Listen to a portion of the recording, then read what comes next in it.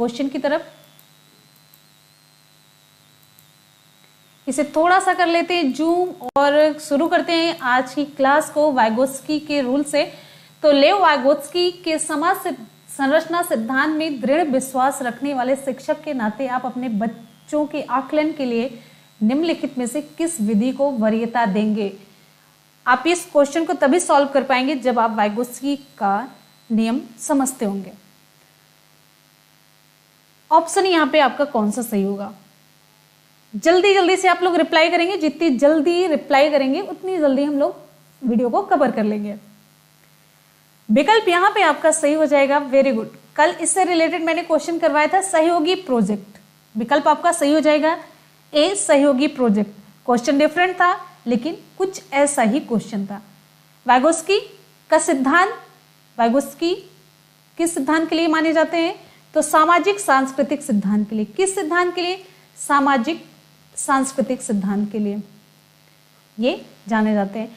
इस सिद्धांत के अनुसार सामाजिक अंतःक्रिया ही बालक की सोच व व्यवहार में निरंतर परिवर्तन लाता, बदलाव लाता। क्या? सामाजिक अंतःक्रिया, समाज में रह करके एक दूसरे से इंटरेक्शन करना। उनके अनुसार किसी बालक का जो संज्ञानात्मक विकास उसके अन्य व्यक्तियों के अंतः संबंधों पर निर्भर करता है, इंटरेक्शन पर निर्भर करता है। मतलब इस सिद्धांत में विश्वास रखने के नाते सहयोगी प्रोजेक्ट के माध्यम से हम बच्चों का आकलन करेंगे। तो विकल्प आपका यहाँ पे ए सही होगा। और डिटेल में जितने पॉइंट आपको बताते चलते हैं आप अपनी समझ विकसित कर सकते हैं। नेक्स्ट है, अपनी कक्षा की व्यक्तिगत भिन्नताओं से निपटने के लिए शिक्षक को चाहिए कि क्या करना चाहिए? विकल्प आप सभी के सामने है, तो आप लोग जल्दी से ऑप्शन चूज करिए।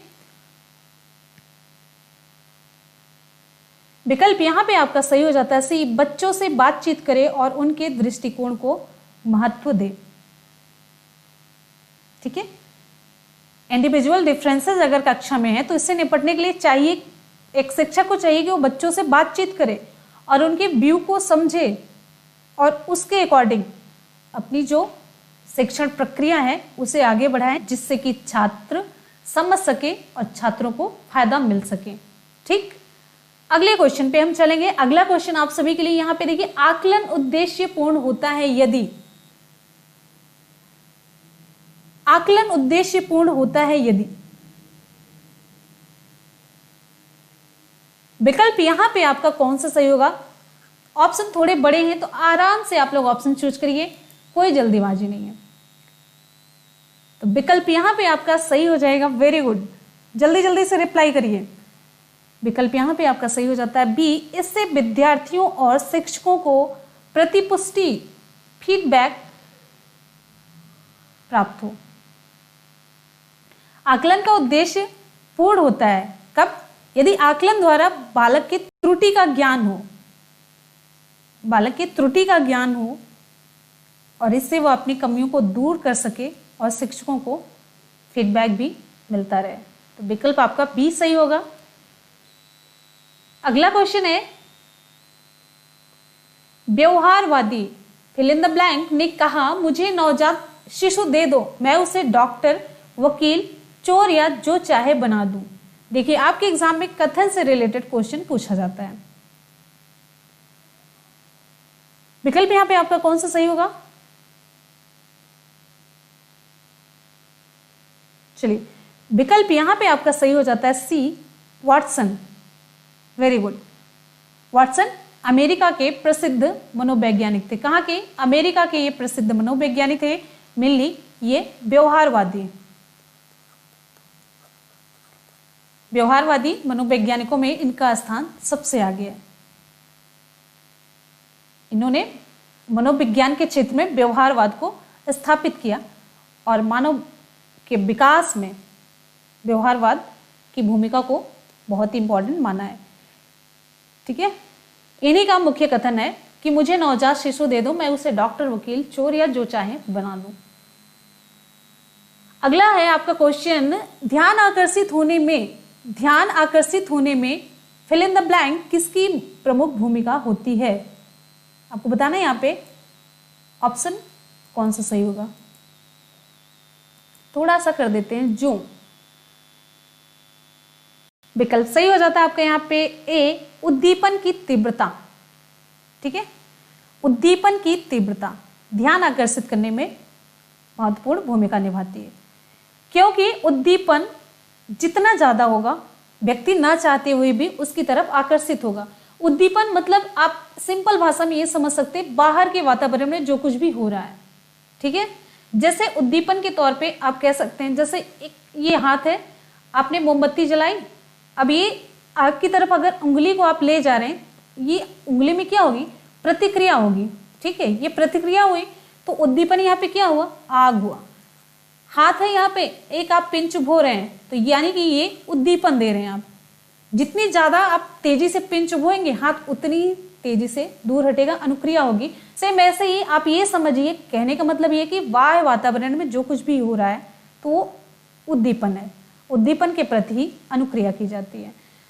अगला क्वेश्चन है, फिल इन द ब्लैंक, छात्र में रुचि उत्पन्न करने की कला है क्या? छात्र में रुचि उत्पन्न करने की कला क्या है? विकल्प यहां पे आपका सही हो जाता है डी, प्रेरणा, मोटिवेशन। मोटिवेशन पाकर के बच्चे पढ़ाई में रुचि लेने लगते हैं, जिससे जो कुछ भी वो ग्रहण करते हैं वो भी तीव्र गति से सीखते हैं, वो ज्ञानार्जन भी तीव्र गति से करते हैं। जब उनमें रुचि आ गई तो समझिए वो जो भी सीख रहे हैं, रुचि, तो जो भी सीख रहे हैं वो ज्यादा स्थायी भी होगा और ज्यादा सीखने भी लग जाते हैं। अगले क्वेश्चन पे हम आएंगे, नेक्स्ट है, मास्लो का सिद्धांत, मास्लो का सिद्धांत फिल इन द ब्लैंक पर आधारित है। किस पर आधारित है मास्लो का सिद्धांत? विकल्प सही हो जाता है आपका यहाँ पे सी, आवश्यकताओं पर यह आधारित है। अब्राहम मास्लो का सिद्धांत किस पर आधारित है? अब्राहम मास्लो का सिद्धांत आवश्यकताओं पर आधारित है। मास्लो के सिद्धांत को और किस नाम से जाना जाता है? मांग सिद्धांत के नाम से भी जाना जाता है। इस सिद्धांत का प्रतिपादन अब्राहम मास्लो ने किया था। कब किया था? 1954 में किया था। ये सिद्धांत क्या कहता है? ये सिद्धांत कहता है कि जब प्राणी अपने अस्तित्व के लिए आवश्यक किसी वस्तु की कमी या मांग महसूस करता है तो वह उसे प्राप्त करने के लिए क्रियाशील या अभिप्रेरित हो जाता है। सिंपल सा इनका यही सिद्धांत है। जिस आवश्यक वस्तु की कमी या मांग को महसूस करता है वह उसे प्राप्त करने के लिए क्रियाशील या अभिप्रेरित हो जाता है। यही इनका आवश्यकता का या मांग का सिद्धांत है। अगले क्वेश्चन पे हम आते हैं। नेक्स्ट हमारा क्वेश्चन है, किस अहम रक्षा युक्ति के अंतर्गत व्यक्ति अपने स्वयं के गुण दूसरों पर थोपते हैं? कल मैंने ये क्वेश्चन करवाया था, तो आपको बताना है यहाँ पे विकल्प यहाँ पे आपका कौन सा सही होगा। कल मैंने ये क्वेश्चन करवाया था। विकल्प यहाँ पे आपका सही हो जाएगा ए, प्रक्षेपण। ठीक है, कल मैंने इसे समझाया भी था, जिसमें व्यक्ति अपने अंदर की विशेषताओं को, कमियों को दूसरे पर वो थोप देता है। अंदर की उसकी अगर वो किसी भी चीज से ग्रसित है तो बाहर निकालने का एक अच्छा साधन है प्रोजेक्टाइल मेथड, प्रक्षेपण विधि। एक बार जितने भी स्टूडेंट वीडियो को देख रहे हैं फटाफट से एक बार आप सभी लोग वीडियो को लाइक जरूर कर दीजिए। जल्दी से एक बार वीडियो को लाइक कीजिएगा। ठीक है, तो जल्दी से एक बार वीडियो को लाइक कीजिए। आगे क्वेश्चन पे चलते हैं।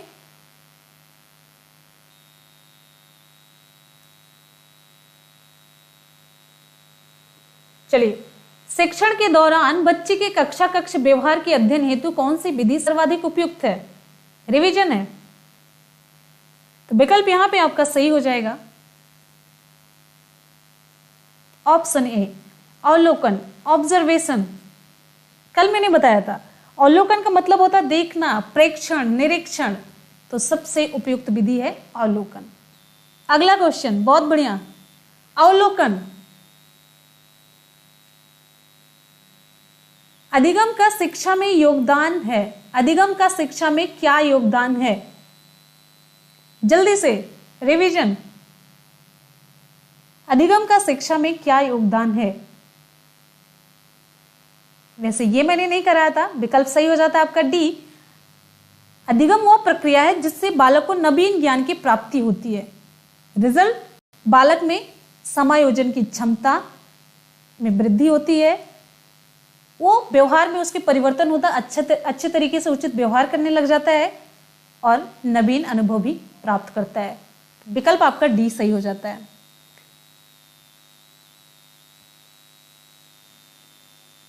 अब यहां पे हम आ जाते हैं, देखिए यहां पे आपका सीडीपी का पोर्शन हो जाता है कंप्लीट, चाइल्ड डेवलपमेंट, बाल विकास का पोर्शन हो जाता है कंप्लीट। अब हम लोग चलते हैं हिंदी के पोर्शन की तरफ।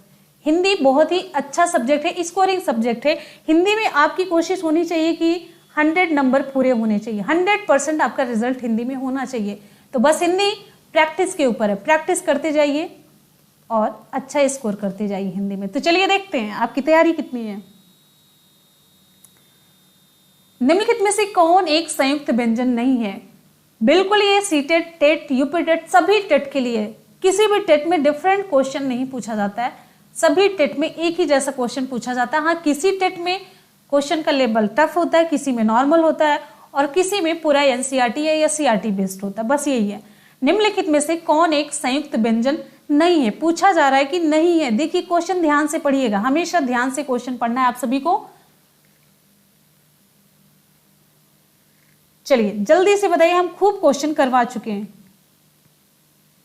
तो विकल्प यहां पे आपका सही हो जाता है बी, षष्ठी का ये स संयुक्त व्यंजन नहीं है, जबकि छ, त्र, ज्ञ ये सभी संयुक्त व्यंजन हैं।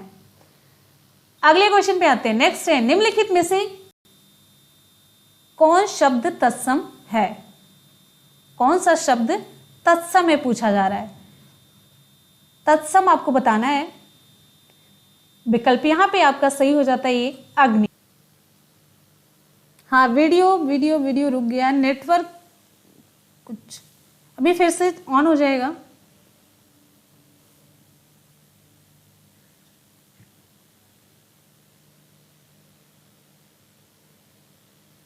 अब दिख रहा है? ठीक है। संबंध कारक का चिन्ह क्या है? संबंध कारक का चिन्ह है, विकल्प सही हो जाता है आपका यहाँ पे सी, रा, रे, री। अगले क्वेश्चन पे आ जाते हैं। नेक्स्ट है, अब सही हो गया होगा, ठीक। चलिए नेक्स्ट क्वेश्चन पे आते हैं। इनमें से कौन एक विलोम युग्म नहीं है?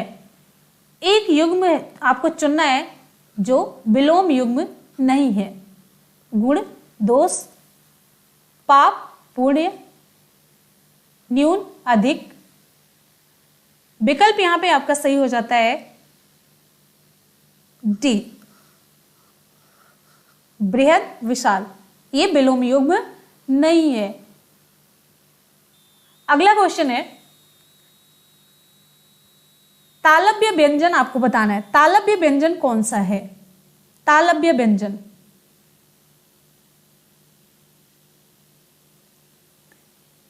विकल्प यहां पे तालव्य व्यंजन सही हो जाता है च, छ, ज और झ, ये तालव्य व्यंजन है।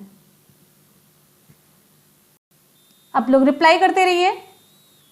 अगले क्वेश्चन पे आ जाते हैं। नेक्स्ट हमारा क्वेश्चन यहां पे देखिए, अगला क्वेश्चन आप सभी की स्क्रीन पे, अंगुली पर नाचना का अर्थ क्या होगा? उंगली पर नाचना, इसका अर्थ क्या होगा आपको बताना है। जल्दी से आपको ऑप्शन चूज करना है। आसान सा क्वेश्चन है, हिंदी पे आपको 100% करना है, एक भी क्वेश्चन आपका गलत नहीं होना चाहिए। विकल्प यहां पे आपका सही हो जाएगा बी, किसी की इच्छा अनुसार चलना। उंगली पर नाचने का मतलब है किसी की इच्छा अनुसार चलना। अगला क्वेश्चन है, दांतों तले उंगली दबाना। दांतों तले उंगली दबाना, इसका क्या मतलब है?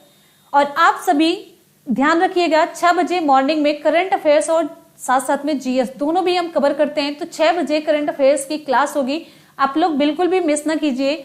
थोड़े महीने और मेहनत करने की जरूरत है, बस 2-3 महीने, और आपकी एक सीट पक्की होगी। सरकारी मास्टर आप बनने जा रहे हैं, टीचर बनने जा रहे हैं, इसके बाद जस्ट आपकी ज्वाइनिंग होगी। तो थोड़ी सी मेहनत कर लीजिए। अगर हम आपके लिए इतनी मेहनत करते हैं तो आप लोग थोड़ी सी मेहनत जरूर कीजिएगा। और आप ध्यान रखिएगा, पूरे करंट अफेयर्स की सुपर फास्ट रिवीजन क्लास होगी संडे को 9 बजे मॉर्निंग में संडे को 9 बजे सुपरफास्ट रिवीजन क्लास होगी पूरे हफ्ते की। आप लोग जरूर से ज्वाइन कीजिएगा। और जितने भी स्टूडेंट वीडियो को देख रहे हैं एक बार फटाफट से वीडियो को लाइक जरूर कीजिएगा, थम्स अप जल्दी से। ऑप्शन यहाँ पे आपका कौन सा सही होगा? सी, आश्चर्य करना। नेक्स्ट क्वेश्चन पे आते हैं। किसी संस्था के 25 वर्ष पूरे होने पर होने वाले निम्नलिखित उत्सव के लिए शब्द है। कौन सा शब्द? हीरक जयंती, रजत जयंती, शताब्दी या स्वर्ण जयंती? जल्दी से रिप्लाई कीजिए। बहुत बढ़िया। विकल्प यहां पे आपका सही हो जाता है बी, रजत जयंती। 25 वर्ष पूरे होने क्या मनाया जाता है? रजत जयंती मनाई जाती है। बहुत बढ़िया।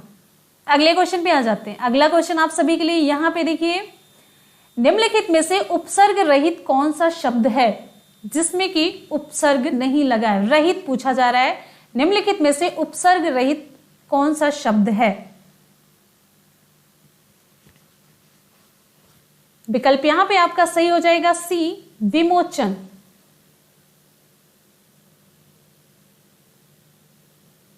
एक मिनट, क्रोध गलत हो गया, सॉरी।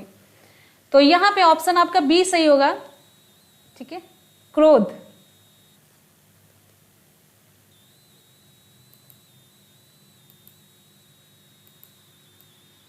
इसे आप करेक्ट कर लीजिए, मिस्टेक हो गया। ऑप्शन आपका यहां पे बी सही होगा। ठीक, चलिए नेक्स्ट क्वेश्चन पे आते हैं। नेक्स्ट हमारा क्वेश्चन कौन सा है? या, र, ला, वा किस वर्ग के व्यंजन हैं? आपको बताना है, यहां पे तालव्य है, ऊष्म है, अंतस्थ है, ओष्ठ है। कौन सा व्यंजन है? या, र, ला, वा। ऑप्शन यहां पे आपका सही हो जाएगा सी, अंतस्थ व्यंजन है। या, र, ला, वा किस वर्ग के व्यंजन है? तो अंतस्थ व्यंजन की कैटेगरी में आते हैं या, र, ला और वा। क्लियर?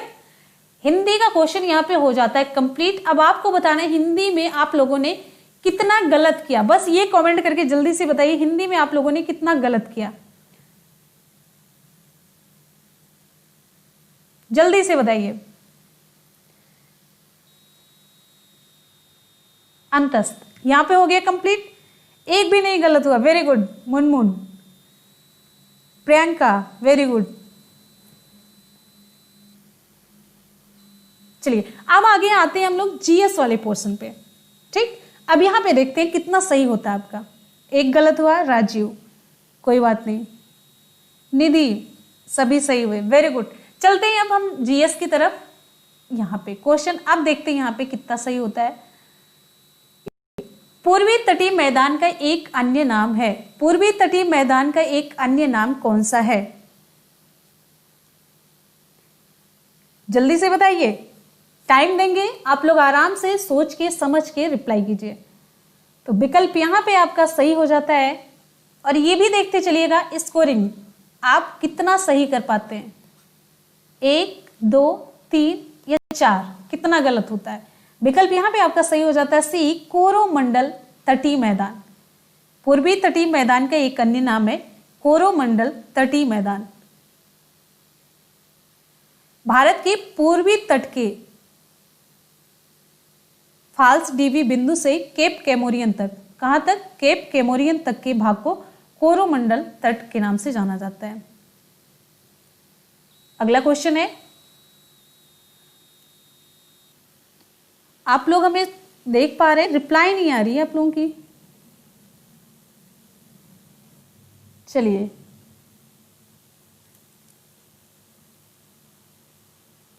सी, हाँ वेरी गुड, सी है। यहां पे कोंकण हुआ, गुजरात हुआ, मालाबार तट, ये सभी पश्चिमी तट है। ये तीनों पश्चिमी तट है, पश्चिमी तट है। ठीक, अगले क्वेश्चन पे आते हैं। नेक्स्ट है, सबसे बड़ी मानव निर्मित झील कौन सी है? सबसे बड़ी मानव निर्मित झील कौन सी है? वुलर है, गोविंद सागर, राणा प्रताप सागर, बैकाल।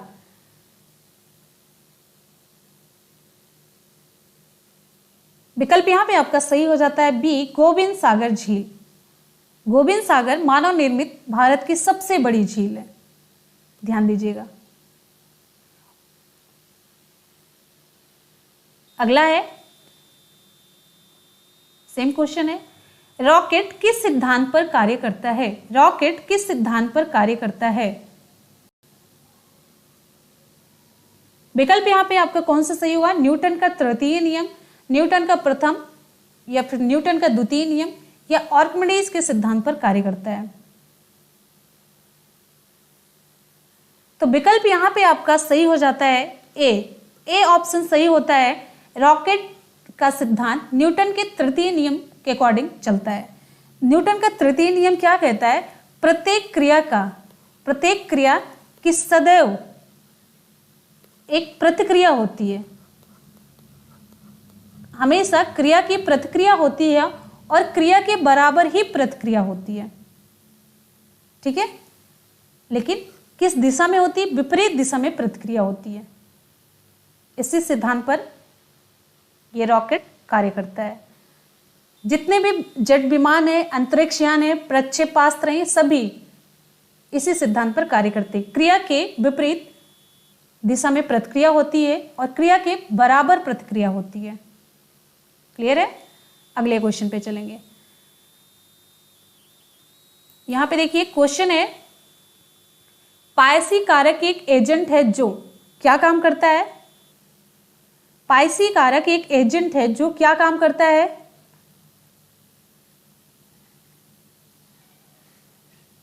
विकल्प यहां पे आपका सही हो जाता है, पायस को स्थायी बना कर देता है, पायस को अस्थायी कर देता है, पायसी कारक एजेंट। अब यहां पे एक चीज जानते हैं, पायसन यानी कि इमल्सन, इसकी इंग्लिश है इमल्सन।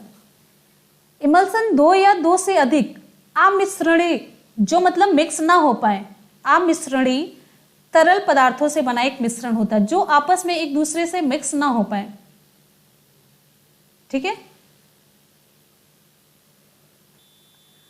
अगला क्वेश्चन है, निम्नलिखित में से कौन सी गैस फलों को कृत्रिम रूप से पकाने में प्रयोग की जाती है? कौन सी गैस है जो फलों को कृत्रिम रूप से पकाने में प्रयोग की जाती है?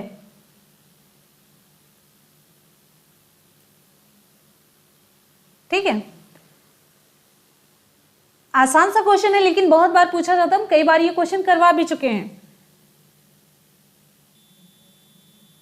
विकल्प यहां पे आपका सही हो जाता है B, very good, ethylene.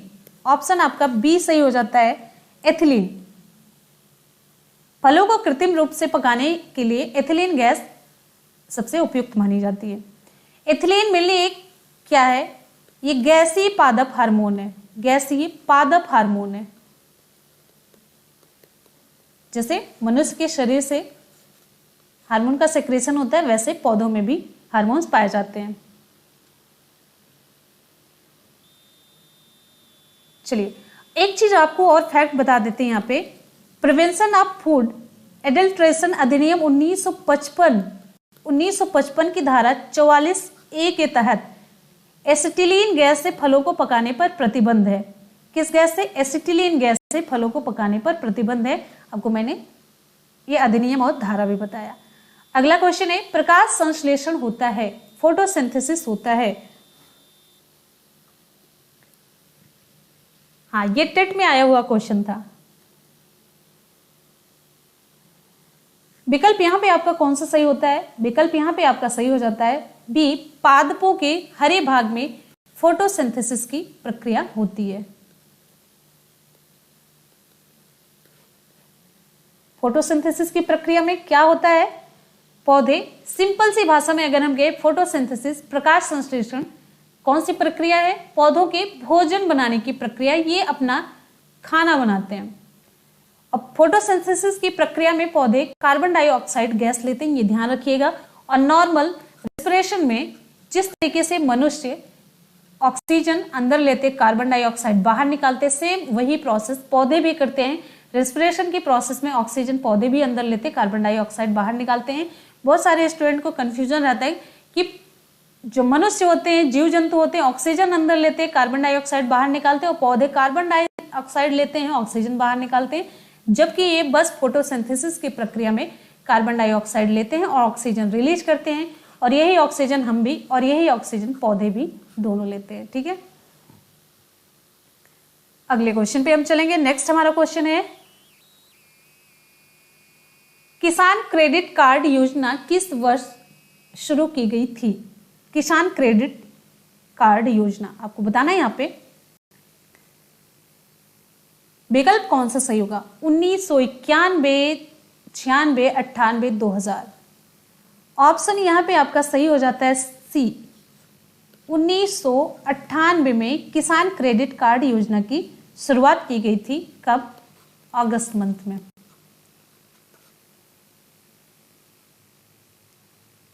Clear है? आ जाते हैं नेक्स्ट क्वेश्चन पे, आ जाते हैं। राजीव गांधी अंतर्राष्ट्रीय विमानपत्तन कहां स्थित है? राजीव गांधी विमानपत्तन कहां पर स्थित है? अंतर्राष्ट्रीय विमानपत्तन विकल्प सही हो जाता है आपका यहां पे डी, हैदराबाद। हैदराबाद कहां पर है? आंध्र प्रदेश में। ठीक है, इसे हैदराबाद अंतर्राष्ट्रीय विमानपत्तन के नाम से भी हम जानते हैं। अगले क्वेश्चन पे आ जाते हैं। नेक्स्ट हमारा क्वेश्चन, अफ्रीका की गांधी के नाम कौन मशहूर था? अफ्रीका की गांधी विकल्प यहां पे आपका सही हो जाता है बी, नेल्सन मंडेला।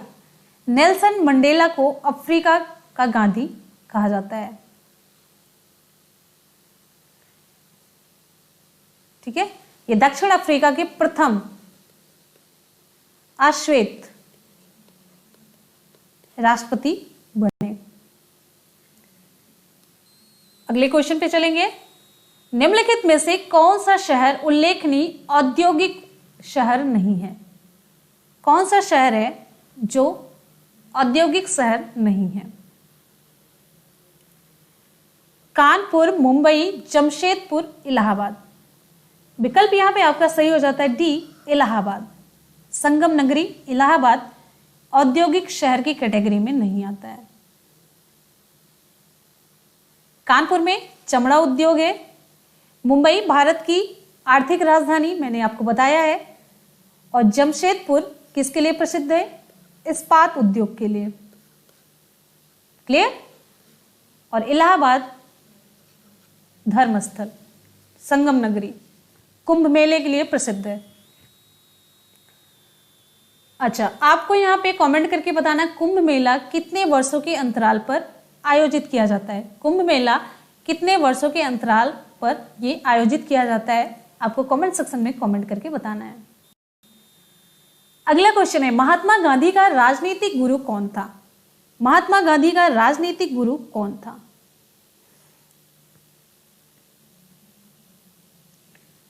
जल्दी से रिप्लाई कीजिए।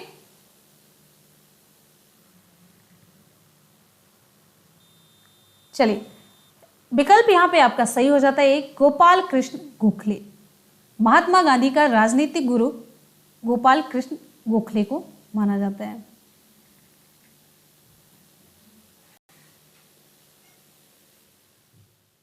हाल ही में एसोचैम के नए अध्यक्ष कौन बने हैं? ऑप्शन बी सही हो जाता है विनीत अग्रवाल। विनीत अग्रवाल को एसोचैम, इसका फुल फॉर्म है associated chambers of commerce and industry of India, के नए अध्यक्ष के रूप में पदभार दिया गया है। विनीत अग्रवाल ने हीरानंदानी ग्रुप ऑफ कंपनीज के सह संस्थापक और एमडी निरंजन हीरानंदानी की जगह ली है। ठीक है, और आपको बता दें इसके अतिरिक्त रीन्यू पावर के अध्यक्ष रीन्यू पावर के अध्यक्ष और प्रबंध निदेशक सुमित सिन्हा एसोचैम के वरिष्ठ उपाध्यक्ष चुने गए हैं। ये भी मैंने यहाँ पर नियुक्ति में ये भी बता दिया कि जो वरिष्ठ उपाध्यक्ष बने हैं सुमंत सिन्हा बने हैं। सुमंत सिन्हा ये रेन्यू पावर के अध्यक्ष और प्रबंध निदेशक हैं। अब एसोचैम की स्थापना कब हुई ये भी जान लीजिए, 1920 में हुई थी। और एसोचैम का मुख्यालय कहाँ पर है? न्यू दिल्ली में है। कहाँ पर है? न्यू दिल्ली में है। ठीक है, अगले क्वेश्चन पर आ जाते हैं। नेक्स्ट हमारा क्वेश्चन आप सभी के लिए, हाल ही में विश्व बैंक ने भारत में राजमार्गों को विकसित करने के लिए कितने मिलियन डॉलर की परियोजना पर हस्ताक्षर किए? ऑप्शन कितना सही हो जाता है आपका? कौन सा ऑप्शन यहां पर हमारा सही हो जाता है? D, 500 million dollar. भारत सरकार और विश्व बैंक ने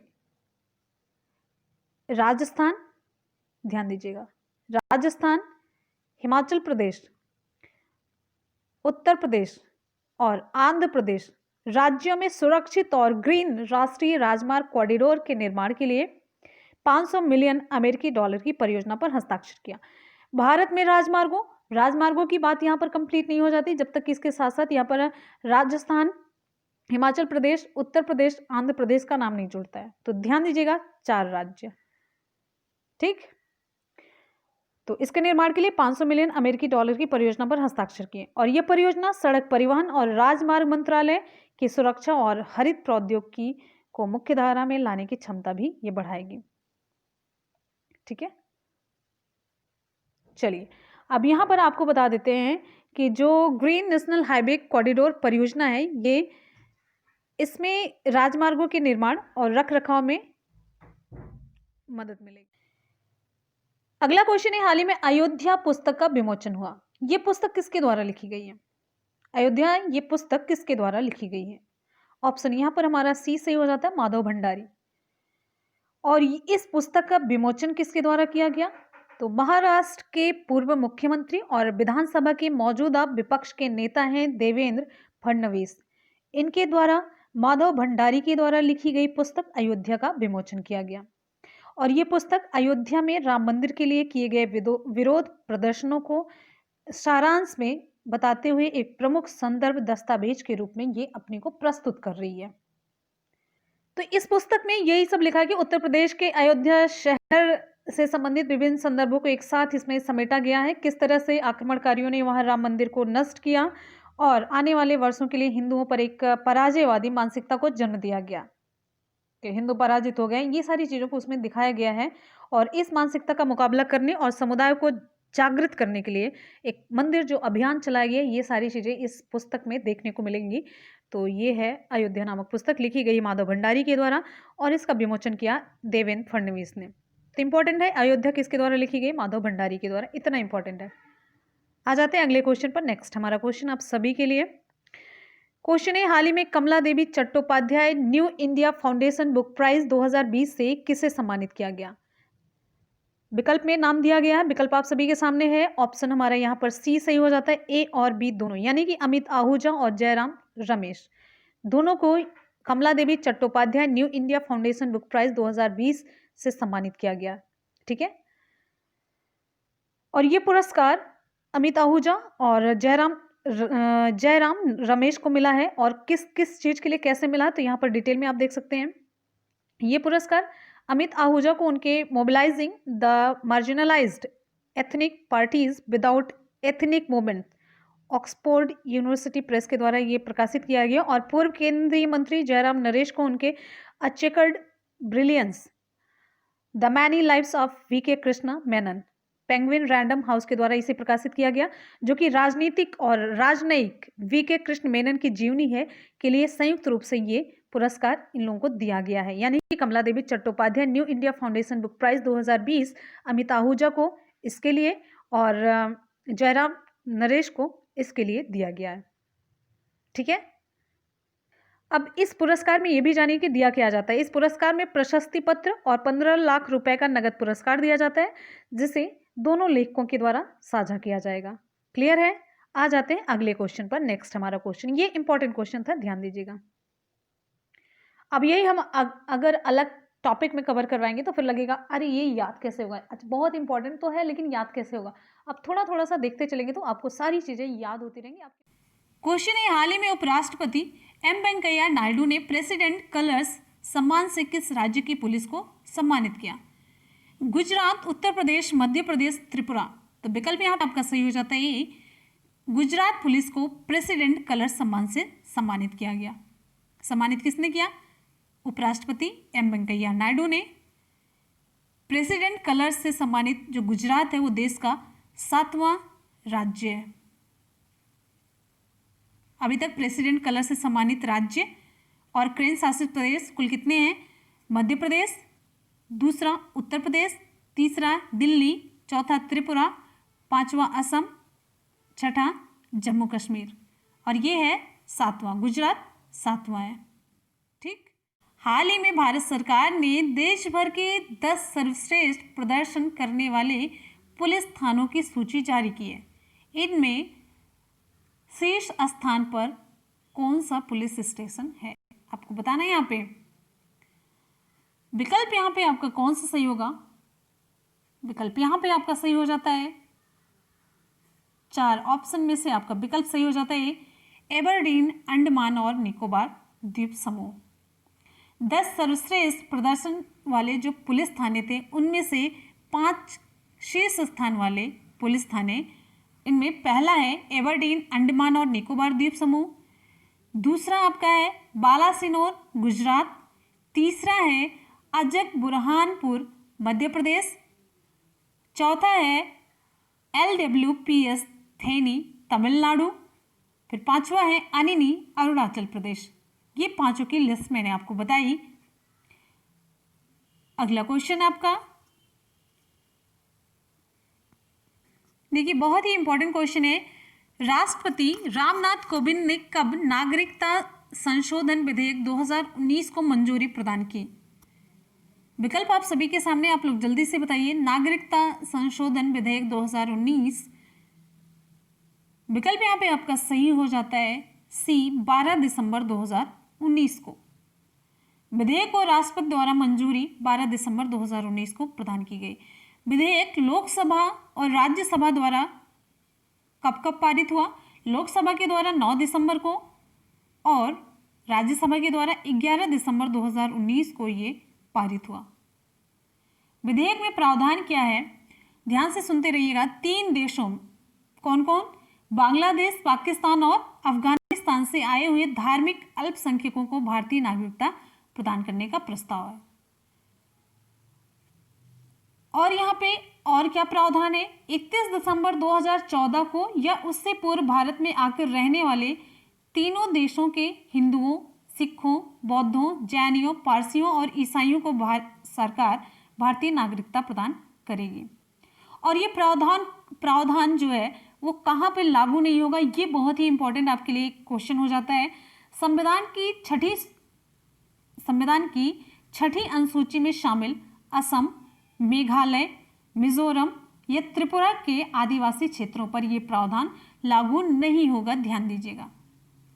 अगले क्वेश्चन पे हम चलेंगे। नेक्स्ट हमारा क्वेश्चन है, हाल ही में राष्ट्रीय अग्निशमन सेवा कॉलेज के नए परिसर का उद्घाटन कहाँ किया गया? विकल्प आपका सही हो जाता है नागपुर, कानपुर, जयपुर, गोरखपुर। विकल्प आपका यहाँ पे सही हो जाता है नागपुर। राष्ट्रीय अग्निशमन सेवा कॉलेज का नया परिसर कहां पर खुलेगा? नागपुर में। कहां पर उद्घाटन किया गया? नागपुर में। नागपुर महाराष्ट्र में। उद्घाटन किसने किया? अमित शाह, जो कि केंद्रीय गृह मंत्री हैं। राष्ट्रीय आपदा मोचन बल NDRF अकादमी का शिलान्यास सुरादेवी गांव नागपुर में किया गया। 36वें अंतर्राष्ट्रीय भूवैज्ञानिक कांग्रेस का आयोजन वर्ष 2020 में निम्न में से किस देश में किया जाएगा? आपको बताना है यहाँ पे विकल्प आपका कौन सा सही होगा। संयुक्त राज्य अमेरिका, फ्रांस, ब्रिटेन या भारत। तो विकल्प आपका सही हो जाता है डी, भारत। 36वां अंतर्राष्ट्रीय भूवैज्ञानिक कांग्रेस 2020 का आयोजन कहाँ पर होगा? भारत में। और आयोजन स्थल कौन सा होगा? नई दिल्ली होगा। 36 इंटरनेशनल जियोलॉजिकल कांग्रेस 2020। इसका जो विषय होगा, टॉपिक होगा, वो क्या होगा? भूविज्ञान सतत विकास हेतु एक बुनियादी विज्ञान। क्या टॉपिक होगा? फिर से आप लोग सुन लीजिए, विषय क्या होगा? भूविज्ञान सतत विकास हेतु एक बुनियादी विज्ञान। आयोजन तिथि 2 से लेकर के 8 मार्च 2020 को। क्लियर है? इसका जो उद्देश्य है, खनन, खनिज अन्वेषण, पर्यावरण प्रबंधन सहित भूविज्ञान के समस्त मुख्य क्षेत्रों में अंतर्राष्ट्रीय सहयोग हेतु मंच उपलब्ध कराना, और जल संकट, ऊर्जा संकट, जलवायु परिवर्तन और पर्यावरण मुद्दों और धन प्रबंधन की समस्याओं से निपटने में एक दूसरे का सहयोग करना। और यहाँ पे और इम्पोर्टेंट फैक्ट को जान लेते हैं। 22वें कांग्रेस की मेजबानी भारत ने की थी कब? 1964 में। भारत ने 22वें अंतर्राष्ट्रीय भूवैज्ञानिक कांग्रेस की भी मेजबानी की थी कब? 1964 में। इसका आयोजन प्रत्येक 4 वर्ष पर किया जाता है। कितने वर्ष पर? 4 वर्ष में। अब यहाँ पे 35वें का भी जान लेते हैं। 35वें कांग्रेस का आयोजन कहाँ पर हुआ था? केप टाउन, दक्षिण अफ्रीका में 2016 में। ओलंपिक ऑफ जियो साइंस अंतर्राष्ट्रीय भूवैज्ञानिक कांग्रेस का मशहूर नाम है। हाल ही में प्रधानमंत्री नरेंद्र मोदी ने किस योजना के परिचालनात्मक दिशा निर्देश जारी किए? विकल्प आपका कौन सा सही होगा यहाँ पे? विकल्प यहाँ पे आपका सही हो जाता है जल जीवन मिशन JJM के परिचालनात्मक दिशा निर्देश जारी किया गया। ये सुशासन दिवस पर यह दिशा निर्देश जारी किया गया और जारीकर्ता कौन है? प्रधानमंत्री नरेंद्र मोदी जी हैं। केंद्रीय मंत्रिमंडल द्वारा जल जीवन मिशन को मंजूरी कब दी गई? 13 अगस्त 2019 को। और इसका लक्ष्य क्या है?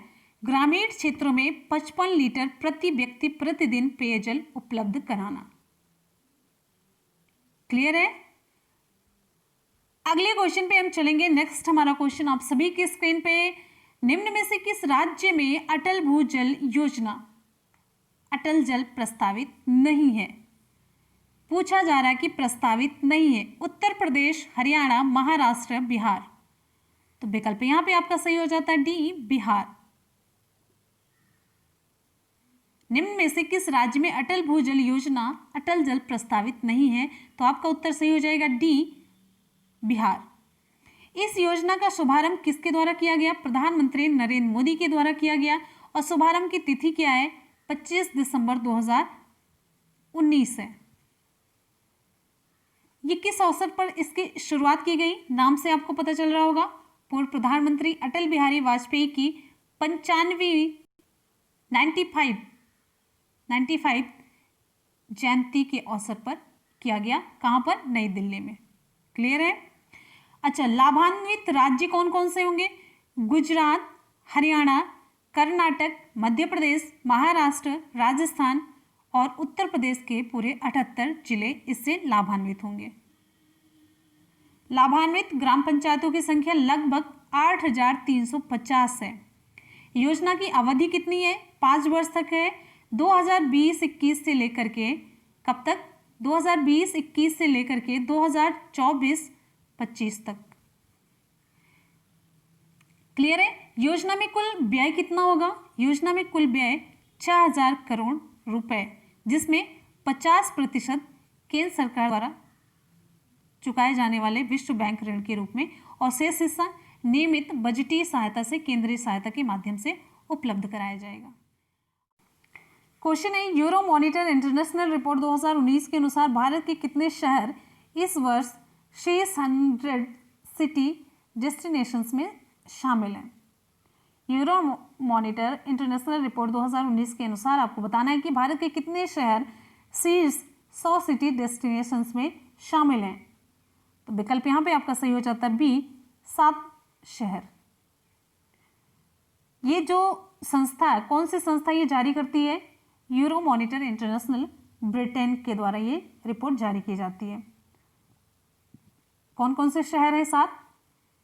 दिल्ली 11वां स्थान, मुंबई 14वां, आगरा 26वां स्थान है, चेन्नई 36वां स्थान, जयपुर 39वां स्थान, कोलकाता 76वां स्थान और बेंगलुरु 100वां स्थान है। बेंगलुरु प्रथम बार इसमें शामिल हुआ और प्रथम स्थान पूरे 100 सिटी में से किसका है? हांगकांग का है। क्लियर है? अगले क्वेश्चन पे आ जाते हैं। नेक्स्ट हमारा क्वेश्चन है, जनमत संग्रह द्वारा हाल ही में किसे विश्व का सबसे नया राष्ट्र चुना गया? जनमत संग्रह द्वारा हाल ही में किसे विश्व का सबसे नया राष्ट्र चुना गया? विकल्प यहाँ पे आपका सही हो जाता है सी, बोगेनविले। बोगेनविले को विश्व का नया राष्ट्र चुना गया। बोगेनविले में स्वतंत्र राष्ट्र के लिए जनमत संग्रह हुआ। जनमत स्थल कौन सा था? पापुआ न्यू गिनी का एक द्वीप था। और क्षेत्र की प्रशासनिक राजधानी कौन सी होगी? बुका। जनमत संग्रह आयोग की अध्यक्ष कौन थी? बर्टी आहर्न। ये पूर्व आयरिश प्रधानमंत्री हैं। स्वतंत्र भारत का पहला गवर्नर जनरल कौन था? स्वतंत्र भारत का पहला गवर्नर जनरल कौन था?